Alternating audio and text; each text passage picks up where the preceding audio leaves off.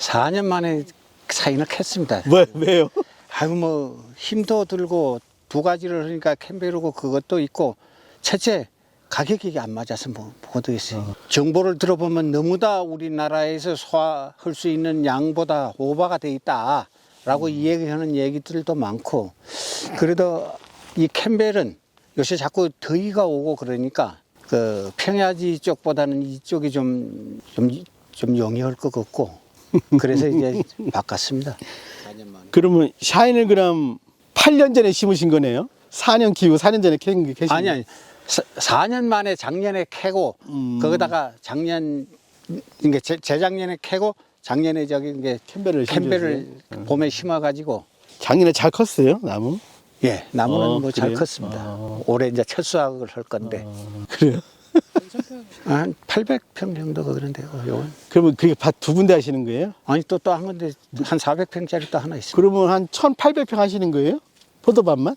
그러죠. 한 20평 2000평 하시는 거예요? 2000평.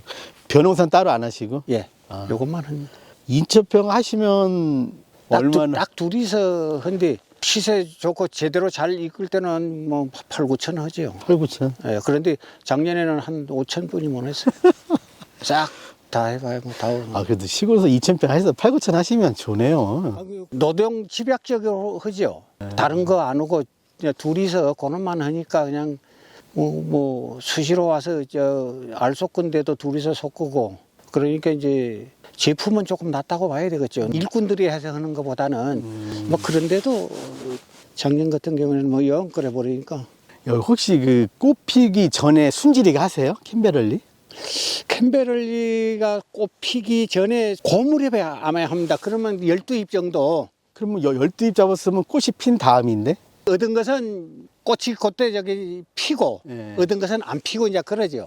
꽃 필 때 12잎이 얻은 것은 안 나오기도 하고 얻은 것은 뭐 12잎이 나온 게 꽃 필 때 일부 이제 봐가면서 그때 일부 조금씩 하지요. 꽃 필 무렵에. 그러면은 왜냐면 그 해마다 그렇게 하신 거예요? 몇 년 동안? 예. 그러면 그렇게 했을 때 꽃더리가 없던 해도 있었어요? 이 밭에서?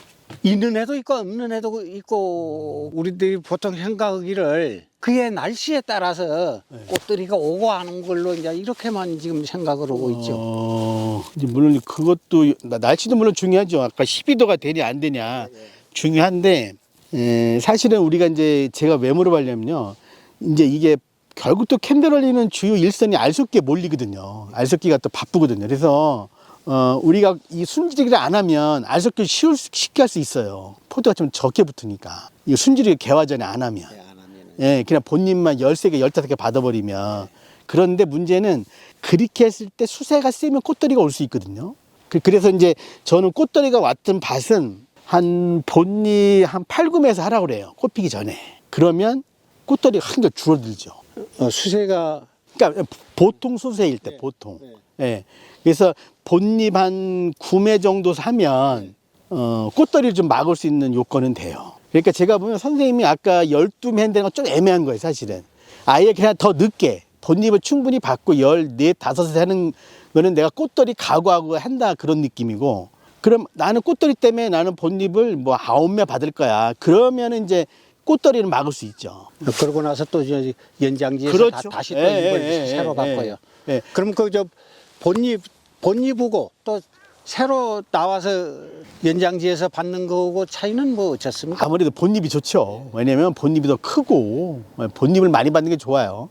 근데 우리가 이제 본잎을 많이 받는 게 좋은 거 알면서도 개화 전에 하는 것은 꽃더리 때문에 그런 거거든요. 때문에요. 근데 이제 사실은 이 정도 수세라면 안 해고 가도 될 수 있는 수세거든요, 이거는. 예, 이거 안 해고 가도.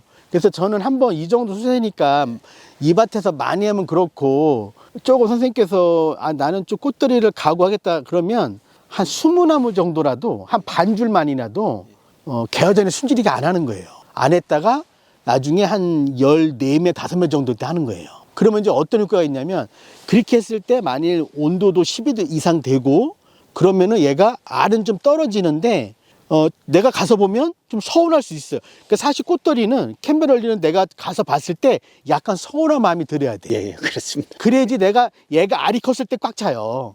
근데 내가 꽃들이를 내가 처음에 가서 봤더니 기분이 좋은 거야. 그럼 얘는 알속기 많이 해야 돼. 예. 그래서 제가 이 수세를 보니까 개화 전에 순지리가 안 해도 되겠다 이런 생각이 드는 거예요. 그래서 한 반줄 정도만이라도 시범 삼아서 한 번쯤 해보시면 좋다. 왜냐면 나중에 그게 익숙해지면 알속기를 좀 수월하게 할 수 있거든요. 예, 그것도 한번 생각해 보시면 좋을 것 같아요.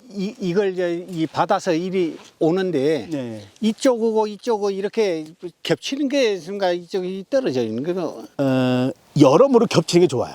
겹치는 게 겹치는 게 좋은. 입소도 확보가 되고 예. 한 30cm 정도는 겹쳐도 된다. 그 기준이고 그게 겹칠 때는 조건이 있어요. 여기에 이 주지 1m의 신초가 13개가 돼야 돼. 근데 여기 보면 여기 시초가 좀 많아 보여요. 이거 볼까요? 하나, 둘, 셋, 넷, 다섯, 여섯, 일곱, 여덟, 아홉, 열, 열하나, 열두, 열셋에 여기가. 요게 지금 1m가 되냐 이거예요. 안 될 것 같지 않아요? 예, 그렇죠. 예. 그래서 이제 한번 나중에 좀 시간 되실 때 줄자를 10m짜리 하나 갖고 오셔서 쭉 거는 거예요. 그리고 이걸 헤아리는 거예요. 이게 작년에 신초 숫자잖아요, 얘가요. 그래서 이게 130개 정도면 좋아요. 10m 안에. 10m 안에 130개. 예. 그 정도 밀도라면 겹쳐도 돼요. 근데 예를 들어서 내가 이게 10m 헤아렸더니 150개다. 그럼 이거 수관이 어두워요. 그러면 당이 덜 올라올 수 있어요. 그래서 이 신초 숫자도 중요한데 다른 농가 가면 신초 숫자가 좀 적은 듯한데 여기는 살짝 많은 것 같아. 예. 그래서 올해는 작년에 그런 혼을 한번 나고 나서는 이제 집사람하고 얘기가 올해는 좀 술을 좀 적게 받자. 예. 좀 나중에 그 순정리를 좀 많이 하자라고 이제 이 얘기는 그렇게 했는데 그 욕심이 그게 될랑가는 모르겠습니다. 예. 근데 뭐 많이 줄일 건 아니고요. 뭐 한두 개 정도는 빼면 좋을 것 같아. 그러니까 예를 들어서 이 나무가 몇 미터죠? 이 나무가? 2.7m에 한 주씩. 그러면 2.7m면 이 나무에서 많으면 5개, 적으면 3개 정도 신초를 뺄 필요가 있을 것 같아요. 그래서 한번 헤아려 보세요. 이제 제가 보면 좀 많아 보여요. 한 15개 정도 되지 않을까 싶어요. 예, 그래서 요게 13개가 되었을 때 그 정도 신초수의 밀도라면 겹쳐도 된다. 오히려 겹치는 게 여기가 더 시원해요. 예, 그러죠. 왜냐면 여기 아까처럼 오픈돼 있으면 직사광선이 들어와서 더 더워요. 이제 사람들이 이것을 띄우는 원인은 이렇게 안 겹치게 하는 거는 이 햇빛을 못 받으면 뭐 또 잘 안 익는 뭐 어쩌네 싸서 이걸 겹치게 하는 사람들도 있고 또 이렇게 띄워놓는 사람들도 있고 그러거든 이걸요. 근데 이제 우리가 이 생각을 해야 돼요. 만일 이게 띄워놓는 게 맞다면 이게 맞다 그러면 포도를 덕식으로 재배하는 데가 있단 말이에요. 뭐 이렇게 가까운데 천안이나 안산 가보면 그러면 그게 안 맞는 거예요. 띄는 게 맞다면 거기도 이렇게 줄마다 오픈이 돼야 되는 거야. 거긴 다 덮여 있잖아요. 그래서 그건 아니다. 오히려 그럼 이제 농가들이 여러 가지 말씀하십니다. 이게 떨어야지 바람도 들어오고 막 하면서 된다고. 근데 제가 얻은 결론은 아니다. 예, 겹쳐도 되는데 여기서 13개만 좀 지켰으면 좋겠다. 그럼 겹쳐도 돼. 그게 훨씬 여기도 현해요, 오히려. 그게 겹치는 게 좋습니다. 여기 특히 뭐 비를 안 맞으니까 여기에 노균이나 노균은 없을 때 갈반이 없을 거잖아요, 여기가. 이게 뭐 저는 그 농사지면서 갈반 갖고 애는 먹어보든 안 했습니다. 원래 이런 하우스 이런 데서는 병이 없는 게 맞아요. 근데 사실은 이런 하우스도 갈반은 바람에 의해서 옮겨요. 그러니까 뭐 노균은 빗물에서 옮기기 때문에 얘는 비만 안 맞으면 안 오는데 갈반은 바람에 의해서 옮겨지니까 사실 하우스에서도 가운데가 갈반이 올 수는 있어요. 예. 근데 뭐 그게 없었다 그러니까는 그 관리 잘 하신 거죠. 다 수확하고 잎질 때까지 요 밑에 잎까지도 다 붙어서 있었으니까 그래요? 예, 뭐 그렇게 갈반 갖고는 아직까지는 뭐 상당히 애를 그거 먹어본 일. 그거 쉽지 않은데. 그래서 다 수확하더라. 여기 이제 밑에 하엽도 뭐 살아. 그러면 농사 잘하신 거예요. 그러면 그럼 잘하신 거예요. 그래 또 누구 얘기를 들어보면은 약간 갈반이 와야 색이 잘 온다고 막 그랬었고 그러더라고요. 또 너무 입이 너무 다 싱싱한 게 또 안 오는 것도 같은 생각도 들고. 아니 그게 아니고 제가 보면 작년 수분이나 밀접해요. 수분 쪽을 많이 보셔야 돼요. 올해는 철저하게 그 수분 관리를